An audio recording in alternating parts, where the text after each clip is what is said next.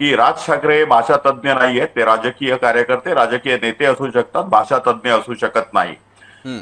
एखादी भाषा जी तयार होते एखाद्या राज्यामध्ये, ती सर्व बोली भाषांना मिळून, आणखीन बोली भाषां मिळून तयार होते.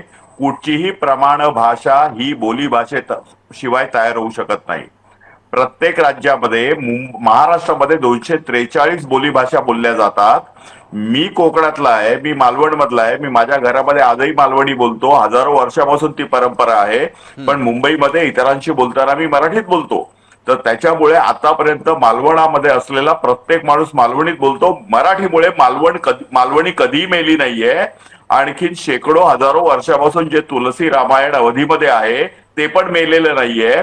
200 वर्षाच्या हिंदीमुळे जर अवधी मरत असेल किंवा भोजपुरी मरत असेल तर हा केवळ एक चुकीचं स्टेटमेंटच नव्हे, तर भाषाशास्त्राच्या दृष्टिकोनातून अतिशय उलट स्टेटमेंट आहे. हा माझा ठीक आहे. मुद्दा नंबर 1 आहे.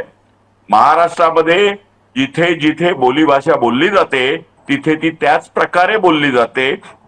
साहित्य निर्मिती सुद्धा तिथे होते. महाराष्ट्राचा विचार केला असता दर 12 कोसावर भाषा बदलली जाते. आणि भाषा जर एवढंच जर आपल्याला दुर्बिणीतून बघायचं झालं तर अगदी चिपळूणमध्ये बोलली जाणारी बानकोटीची भाषा, रत्नागिरीमध्ये बोलली जाणारी वेगळी भाषा, आणि ठीक आहे. मालवणीमध्ये म्हणजे 2 जिल्ह्यामध्ये सुद्धा 3-3, 4-4 भाषा होतील. अरे आपण या भाषेच्या वादावर कुठे जाणार आहोत? ठीक आहे. दुसरा मुद्दा म्हणजे राज ठाकरे अग्रेसिव्ह ते नेहमीच बोलतात, परंतु त्यांच्या अग्रेशन मध्ये मुद्दे किती असतात हे आपल्याला पाहावं लागेल.